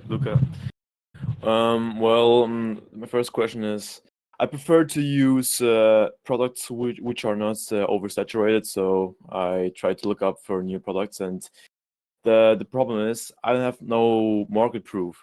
So when do I know when it's when it's not worth it to try to make it work or when not? Because sometimes you can, I don't know if my credits are shit or if the product isn't good enough. if they have no market proof, then you're completely relying on your ability to judge if it's a good product. Think about if it's helpful in the marketplace. Is it going to solve problems? Is the problem big enough and a lot of people have it? Is there already a solution in the market? You have to really sit down and think. And Yeah, it's an opportunity where you can make tons of money if you are right. But if you're wrong, who cares? Lose a couple $100 and then go for something else. yeah, true. The thing is, I often it might sound strange or stupid, but I try to be the best and or at least better than the average. And therefore, I have like sometimes certain products which already exist that in that kind of way. But I always prefer to find like a better solution, like a big update of this trending product. Yeah, that's fine. So yeah, it's kind of difficult sometimes to find like the right angle for the creatives. Yeah, I mean, you have to test everything out, dude. You won't find the right angle if there's like 50 angles for creative.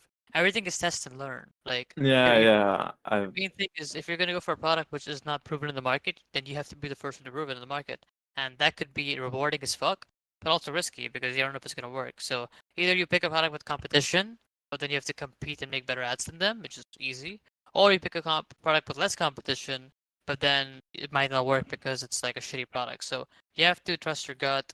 First of all, research what's important in the market if the problem is big enough to be solved. And yeah, if it's helpful to the people and it's innovative, then it's gonna work.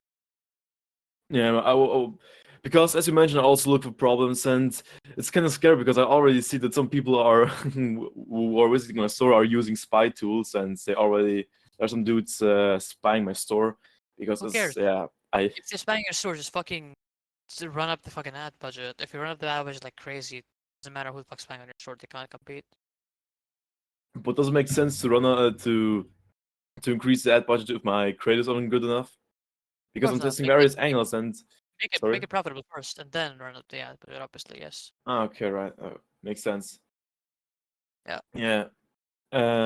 Okay, now I'm not going to ask that because there are enough videos out there. Because I wanted to ask what kind of creative framework you use, but I have like different frameworks. So I just have to get better and improve them by just doing Yeah. it. So I won't I ask think. that. So don't worry. Yeah. I think I already answered that earlier anyway. Like, just look at tons of videos and write down what hook they use, what's their content, and replicate for your own brand.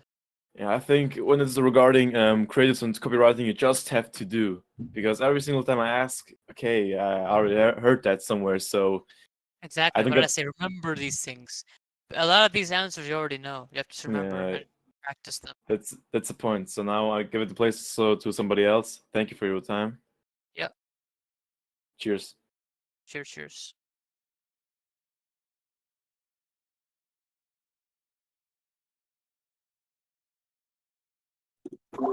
Some good questions. Hello. Yeah. Yo, good. Hey, bro. Thanks for inviting me here. So I have a question. It's about, so I run clothing brands and I have one brand, and the problem is like my daily ad budget for this brand for ads is 1K, and I constantly make about $500 profit every day. And I thought like when I scale it up, I will be more profitable, of course. So I doubled the budget, I tripled the budget, but the problem is I get more sales, but at the end, it's like the profits is the same. You know what I mean? So like by putting $500 budget, I get 500 profit. By putting 1,000, I get more sales, but it's in the end it's still 500 profit. And when I put 2K, it's still 500 profit. TikTok Like, ads? hmm? TikTok ads or Facebook ads? What ads are you running? Facebook ads, yes. Are you doing broad So targeting, BCTs? yes, so I do everything like creatives, a lot of video ads, picture ads. So I'm into this game, but sometimes I feel like did I like reach the limit of the product or So the thing is, it's completely fine to do 1K revenue, 500 profit, but it's better to do 10K revenue, 500 profit because you have email list. And you can convert like 2K profit next week by sending emails out. So even if you're getting less profit for now, it doesn't matter because you're building a customer list which you can market to forever. So don't worry if you're making less profit in the beginning. Long term, you can make money. And secondly, that just means you have to improve your margins. So reduce supplier cost, improve your ads, make like shit ton more ads, keep testing even more to find like the best ad combination which can make you like higher margin. Also, some days it's gonna be bad. Like Fridays, Saturdays, Sundays are amazing for our brands. We can make like a 20, Yeah, 30 yeah, I percent. noticed. So like every And then Mondays Friday is the suck. best day for me, for example. Yeah, Mondays suck, right? Mondays, Tuesday can go like dog shit Yeah, sometimes. Monday sucks really. Yeah, Yeah. so it's just trends. You have to notice the trends in your ad account and know when to raise budget and decrease budgets. And Mm-hmm. other than that, you'll have ups and downs like every company does. And just keep testing more ads. That's the main thing. I'm gonna say keep everything, ads are everything. Mm-hmm. And what do you think good profit margins are? Uh, Like 80 80% gross margins is good. 80? Gross margins, like gross, like not fucking overall. If you're buying a product for $10, selling 50, that's 80% gross margin. But you Ah. want to have at least 5-10% margins are good. I mean, any profit is good because you can Mm-hmm. always email marketing, and even if you make $1 million and you make like 10K profit, like literally 1%, you can still market like a lot of emails to those customers and make like 50-60K profit back. So Mm-hmm. All right. Thank you so much, man. yeah, no worries. All right, guys, a few more questions, then I'll be heading out. But it's been a great call. Yo, Yo, can you hear me? yo, what's good? What's good? Awesome. First of all, I want to thank you for your time, bro. Yeah. So my question is, you mentioned isolating variables earlier. What is your process like or your workflow when like choosing a variable, isolating it, and like running that experiment? Do you do anything in specific? So that's more important at the very beginning of your startup because you don't know what the fuck is wrong. So you kind of have to, focus on ads first day, focus on site second day, focus on product third day.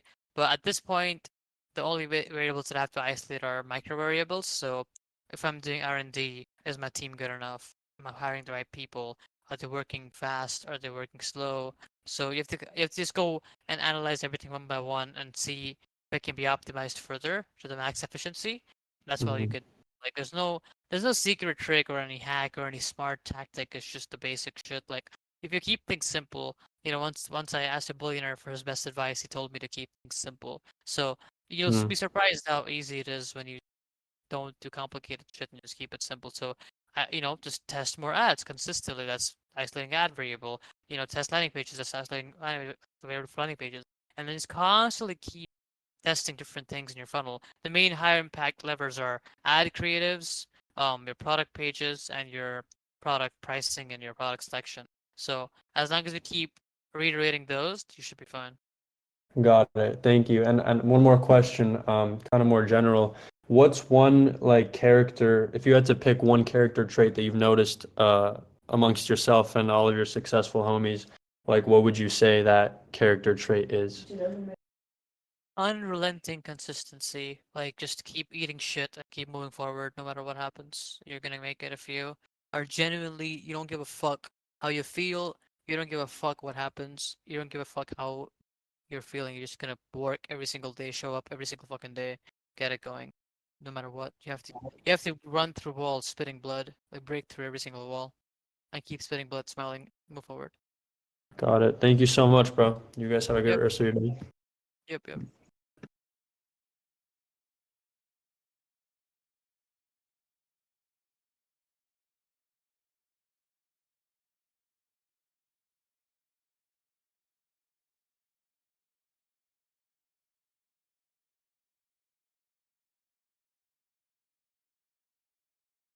Yo, what's up?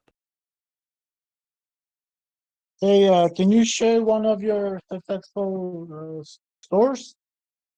Uh, I wish I could, but it would get copied by everybody, so I cannot. But in the past, I've run headphones companies and COVID stores, I suppose. So yeah, I mean, if someone's copies, no one's gonna be successful as you. So creatives and all that. yeah, but I would still tell you to market. Okay.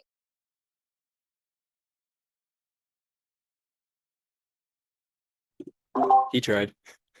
That was a broad, straight to the point. Can He I shop- get your? Give me your Shopify password, please. Oh We shit. take inspiration, man. Come on, we broke here. No one is making 1 million a day. I mean, I'm not making million a day anymore. But dude, if you're broke, you gotta get good. That's no excuse for wanting free, handouts. You gotta get good. We all were broke. I was fucking broke. Gotta work hard.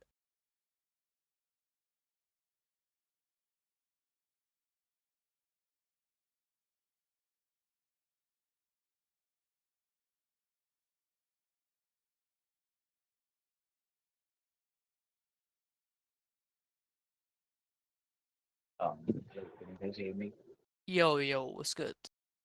Yo, so I wanted to ask about access, So like if I have my LTD registered in UK, Can you go closer to the mic? It's very hard to hear you.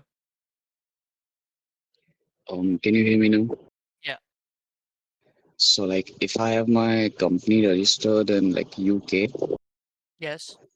and I get a sale from US, so do I pay taxes to like both of them or like to US? I have a question about that. You'll keep the taxes and you'll pay taxes on the country you keep the money in at the end of the financial and also your citizenship matters there. So I would get an accountant locally to help you with that to establish a company and pay you. I'm not like a legal advisor, so I would definitely recommend you to get a team in place or just like get one accountant. They cost like a couple $100 at the end of the year to file your taxes for you. Should be. Thank You you. shouldn't have to worry about like these things like legal shit. Like all the boring shit, just hire people for it. Like if you don't like doing it, just hire somebody for it. So taxes, just hire people for it. Like really, really easy and cheap. Okay, thank you. That was all. Yep. Cool.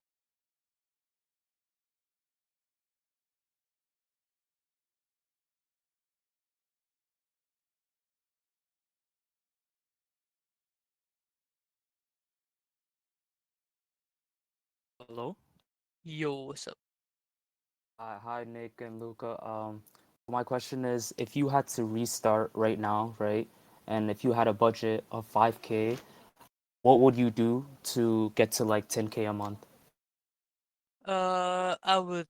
I mean, I think it would be different approach we'd have, but I would just launch a Shopify store based on what is the most trending product on TikTok right now. Have the skills, so I would make the best stats possible. I'd make the best website possible. Test it out. Fails, try again. Fails, try again. Fails, try again. Works, and make it 10K a month. Okay, cool. And I have one more question. What is your advice on like, networking with high-level entrepreneurs when you're not actually a high-level entrepreneur? You have to become a high-level entrepreneur, unfortunately, to network with high-level people because they don't want to waste time on people who aren't high-level, unfortunately. But there are some people who would happily respond. I fucking talk to a lot of people all day who are like, you know, brand new or getting started and talk to them every now and then. But if you want to consistently be in touch with high-level people, you have to become high-level yourself. Because then you're worth value to them as well, right? It's like otherwise it's like a charity one-sided shit. So you have to become valuable to them first as well, like become exceptional yourself, and then you'll notice people who are high value are going to be attracted to you and talk to you more. Um, I didn't make any connection even after I made $1 million in a day. I was pretty much impossible to contact. Still am. Once you become really really good, you'll naturally have those connections coming in. And until then, you can always reach out to people in their DMs, and many high level people respond. So basically prove yourself, right? And Yeah. then it's a lot easier Yeah, to prove meet. yourself and just DM a lot of people as well in the beginning. Show genuine like sincerity, like hey, I'm trying my best, I'm gonna make it work. I'm gonna prove it myself to you or whatever. You can do anything you want. Hold yourself to a mentor or something, and they'll respect that. And for mentorships, like the same rule follows, right? You would have to prove yourself first to like even be mentored by the like I am the wrong guy to successful people. ask that because I have never been mentored. I legit did everything on my own most of the time. I mean, nobody's self-made. They all looked at some other people, but like as a personal mentor, I don't have a mentor. I just did it on my own, pretty much. So you don't really need a mentor, but could speed the process up, I guess. You can also get scammed or get fucked over. But just get pseudo mentors, like ask people questions like Paul, Luca, me. Like you can ask us questions without needing to pay us 10K for membership. So be your own mentor and ask questions along the way. Thank you. I appreciate it a lot. Thank you for your time. Of course.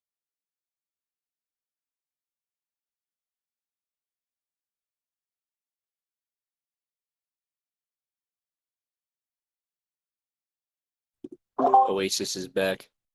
Welcome back, Mr. Oasis. The Maybe king. Mike's work this time around. Second time's the charm, right? Oasis, is your mic working? Second time is indeed not the charm.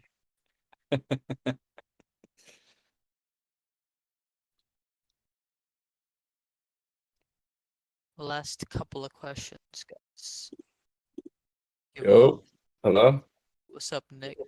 Nick is back too. Yep, Nick's back. So yeah, I guess to keep it straight and simple, I hear people. We're talking about Facebook. When it comes to Facebook, I hear people talking about you have to optimize product tests like for like 3 days and let it run compared to like TikTok. You just let it run for first day and then you kind of determine if it's good or not and then go based off of that. Is Facebook the same or you actually have to let it optimize for like 3 days and like all that stuff? That makes In sense. 3 days, Facebook can find the best audience for you based on the ads you've given it. AI-based machine learning. You don't really before you have to worry about your budget changes and shit. Now it doesn't matter anymore with ECTs. So yeah, Facebook optimizes for the best audience targeting within like 2 days. And then of course, as you get more sales, it gets better and better at performing. Of course, it could suck dick later on too, but eventually it just does better and better as long as it gets good data. So yeah, it does work with AI automation, machine automation now. So everything is creative. Like I said earlier, it's gonna sound like a fucking broken record, but 2 to 3 days to optimize everything in the beginning. Gotcha. And a $50 budget for each of those days. Yeah, you can do 50, $100 a day, like 50 to $100, and then keep doubling your budget. I had a big question back in the day: how do you double budget? Like, how do you raise budget? What's your scaling strategy? I just double, triple, quadruple, 10x the budget. I don't give a shit. I would just say do 2x and keep observing it every day. For sure. And I think I forgot his name. It was in the last call that you mentioned. He got it from you that if you were to when you raise the budget $69, it doesn't reset the Oh, you creative. remember that? Yeah, Yeah. that was for that's obsolete now. That was for like if you launch like an ad set without ACTs, then you can raise it up to by 69% without resetting learning phase. That's true. It's like an insider information, I guess. But ACTs doesn't matter. You can raise it by as much as you want because they removed the learning phase completely in ACTs. That's why they're so good now. Ah, I see. So that's only if it's not a DCT. Yeah, pretty much. Because the whole point of a DCT is it's optimized because it has multiple texts to choose from. Um, for the normal learning phase, you would have to, have one ad in there, and then it would test, or two ads, and it would have to test it properly and then learn what the best audience segment is. But ECT, it already has enough data to already target the right segment, so you don't need to learn that. Gotcha, 100%. And then at what point in sales do you turn on that DCT, or do you go off the rip? What do you mean? So like a DCT camp, instead of doing a regular compared to DCT, do you go straight to regular? I Do you never do test your regular regulars camp or anymore. DCT? I never do it. I have one campaign. So one of my ad accounts, I'm looking at it right now. The one ad that I'm doing about $1 million a month on. Mm-hmm. Um, it's literally running on one campaign. That campaign's a 50K budget a day, and Oh, wow. no, not 50, this one's a 40K in budget right now, and it's got like 70 cities in there, and they're all on. And basically, gonna run whatever budget that they wants to run. So just maximize your cities as many as you can get. You're good. Okay, cool. Perfect. All right, then. Appreciate it. Thank you very much. Yep, yep. You're All going. right, guys. Last couple questions, guys, and then we are heading out. It's been a great call, though. Remember everything. Write it the fuck down, guys. Remember. You're gonna forget everything. Okay. Bo loves adding three at a time. All right, so What's up, Dragonite? I've heard you said with product research, I see, bro. just Yeah. go on TikTok, go look around, whatever has a bunch of views. Um, I don't know, try it out. What else, like, do you have? What other insights do you have for product research? I mean, that alone is gonna get you like 15, 20 new product ideas every day. I don't think you need more than that. But just looking around, what's selling? Like, where do you find like the whole point of product research? What does that mean? It means you're searching for products that are doing good so you can sell them. So how do you find the products that are doing good on social media platforms? You go on Facebook ads, library, or TikTok, and you see what's selling, what's advertising, and eventually you'll run into hella fucking products that are doing good. And if they're doing good and they're being shown to you, very likely they're doing good. So that's really all you need to do. Of course, you could also go AliExpress, just sit down and think alone in your room, thinking about what products to sell. That also works very, very well. Especially if you're like innovating or creating new stuff, then you kind of have to think alone in your room. You can't copy. Copying only works in the beginning to make a few million, and then if you want to make like hundreds of millions, then you have to kind of come up with your own shit. Not like you can't copy to make 100. You can, but most of the time it's just you have to look what's getting the most views, traction, and you're seeing those ads consistently, and then you kind of let it be. But you don't need a lot of different methods to research. Just TikTok is a very, very strong. Facebook ads library is really, really strong. Instagram Reels can be really strong as well. Just interact with the Reels that have products in them. And if you can't find them, the hashtag Shopify, whatever, hashtag buy now, 50% off. And then you'll prime your feed to show you ads. And that's been like the primary product research method for like many people for like 7 years now. So pretty good. All right, thank you. Of course. I would never rely on TikTok too much though, because it's getting banned in 5 months. So yeah. Yeah. All right. Have a good day, Nick and Yep, you Luca. too. Goodbye, Dragoni banana. Bye bye. Dragoni banana. Oh man, the guy had Pokemon on his profile picture. What's up, Kai? Fuck are these Eldritch Abominations Jampy sending in the chat, bro? What the fuck?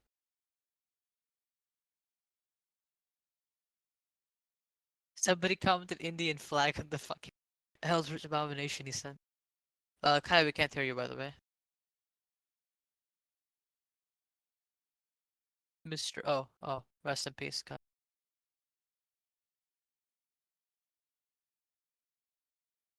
Guys, make sure you're here for the call, for the 10K call in 1 hour. I think it's in 1 hour? Yeah, I think it's 1 hour.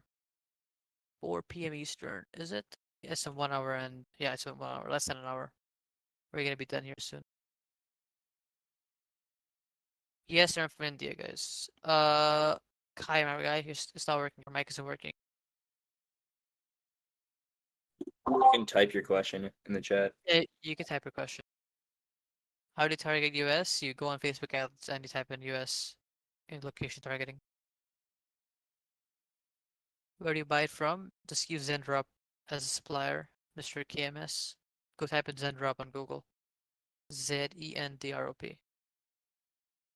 Editing TikTok clips in charge of filming your own content. You can do both. Filming your own content is probably better.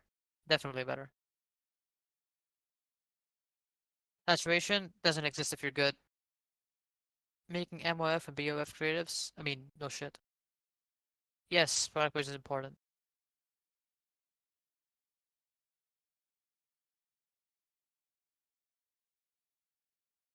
I'm currently running consistent 6-figure months, Kai says.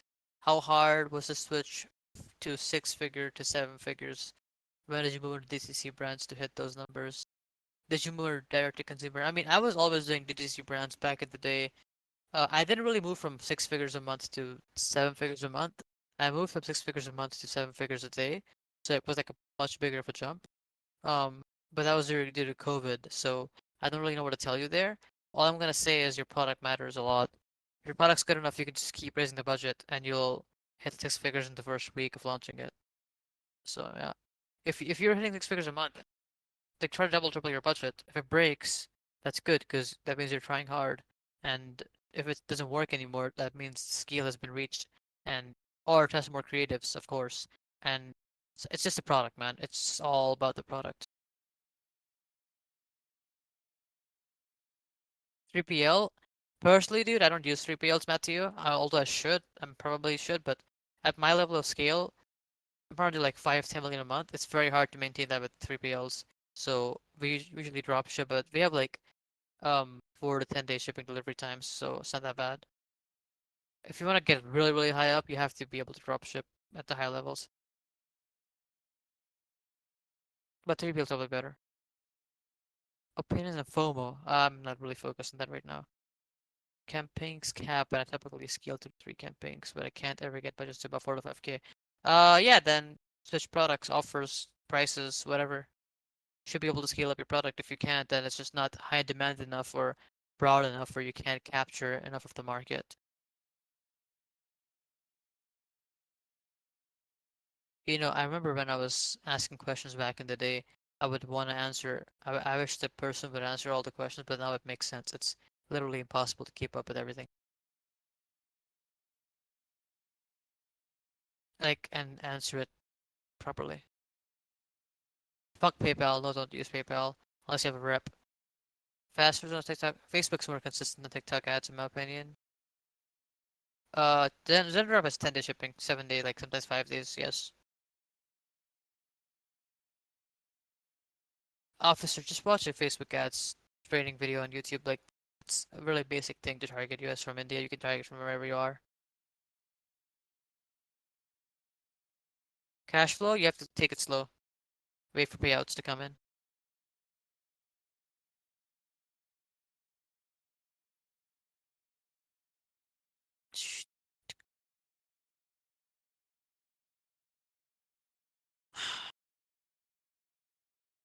Alright, guys, we're gonna be heading out in a moment. So, Damn, you almost been here 2 hours, bro. have I? Oh, I didn't even notice. Yeah, I'm Shit, gonna be heading crazy. out about Putting in the a couple work. minutes. Put a W in the chat if you enjoyed the sauce from Mr. Nick. Fuck W's, just remember this shit, guys. Remember this shit. What did you Right? learn? What is the one lesson I taught you guys? Was it to remember, or what was it? Write it down. That's more important than fucking W's. Write it down and remember. Yes, good. Remember. Remember what you learn. Yes. How we remember it? Shove it in your fucking face every morning. Shove notes in your face every fucking morning. Shove notes in your face every morning to remember. There we go. Yes. Shove notes, not in your asshole, in your face. Because you will forget. I'm telling you. You're gonna forget. And even the call with Paul today, ask whatever questions you want, but don't ask them without the intention of remembering them. Because what the fuck is the point if you go up to somebody and say, hey, you got a pot of gold. Where'd you get it? Oh, I got it from that mountain. Oh, amazing. Thanks. And then you go beat your fucking meat for the next 7 days and you forget what the fuck even happened last week. What's the point? What is the genuine point of asking a question? You're wasting your time, you're wasting my time, you're wasting everybody's time. So if you learn something, please remember it. The biggest difference maker is going to be if you guys remember the shit or not. So even if there's a call recording, go listen to every single day. Go listen to every single thing. Go mark like 10, 20 seconds that you will really like, and then listen to it every single day. Because if you don't listen every single day, you're gonna forget. So please, you're gonna forget everything in a week. It's almost like Men in Black or something 3, whatever the fuck what music movie was called. You're gonna forget everything in a week. So please try to remember as much as you can. Do whatever the fuck it takes. Do whatever the fuck it takes to remember. Make post-it notes. Make your fucking room look like a fucking asylum. Go make your whiteboard and make it just say remember, remember, remember. I don't fucking know what you guys gotta do. Set fucking alarms on your phone. Just remember what do you have to remember? The things you learn from these calls. From me, from Luca, from Paul. Just remember these things because you're gonna forget everything. So just write it down. Remind yourself every fucking morning. Alarms, fucking notebooks. Tell your fucking little sister to remind you every single morning. I don't care. Find a way to remind yourself about remembering these things and actually implementing them and making it happen for yourself. Cool. I think that's a pretty good point to end it.